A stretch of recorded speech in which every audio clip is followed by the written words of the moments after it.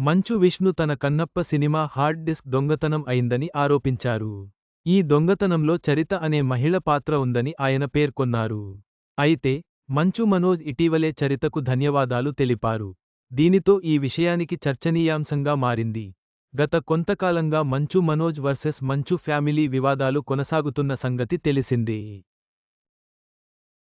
ఈ క్రమంలో నేడు Manchu Vishnu Kannappa cinema hard disk దొంగతనం చేశారని, దీనిపై ఇప్పటికే మూవీ యూనిట్ పోలీసులకు ఫిర్యాదు చేశారని వార్తలు వచ్చాయి.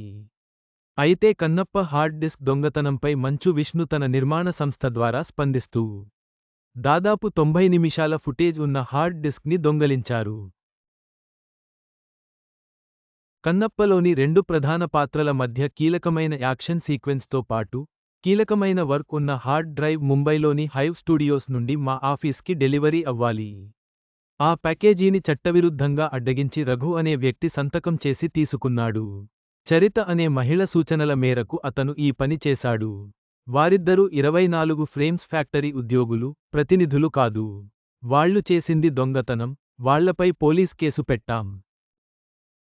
ఇది ఎవరు చేయిస్తున్నారో తెలుసు అని పోస్ట్ చేశారు. నాకెందుకు స్వామి ఈ పరీక్ష? Kannappa hard disk దొంగతనంపై Manchu Vishnu post viral.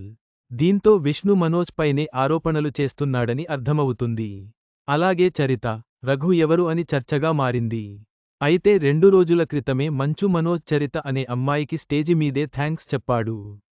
Manoj నటించిన Bhairavam cinema pre release event ఇటీవల జరిగింది. ఈ ఈవెంట్లో మంచు మనోజ్ మాట్లాడుతూ, నా స్టాఫ్ ఎన్ని కష్టాలు వచ్చినా నాకోసం నిలబడ్డారు. చరిత థ్యాంక్స్ అమ్మా. అన్నిట్లో నువ్వు నిలబడ్డావు. ఒక ఆడదానివి అయినా మగాళ్లు సిగ్గుబడేలా నీతి, నిజాయితీ అంటే ఏంటో నిలబడి చూపించావు అని అభినందించాడు. ఇప్పుడు విష్ణు చరిత అనే అమ్మాయి ఇది చేసిందని చెప్పడంతో నిజంగానే మనోజ్ చేయించాడా అనే సందేహాలు వ్యక్తమవుతున్నాయి. లేదా విష్ణు మనోజ్ దగ్గర పనిచేసే చరిత అనే అమ్మాయి మీద ఆరోపణలు చేస్తున్నాడా అని పలువురు సందేహిస్తున్నారు.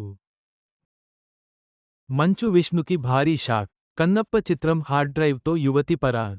కన్నప్ప సినిమా హార్డ్ డిస్క్ దొంగతనం వెనుక ఉన్న రహస్యం ఇంకా వెలుగులోకి రాలేదు. మంచు విష్ణు ఆరోపణలు, మంచు మనోజ్ ప్రతిస్పందనతో ఈ వివాదం మరింత ఆసక్తికరంగా మారింది.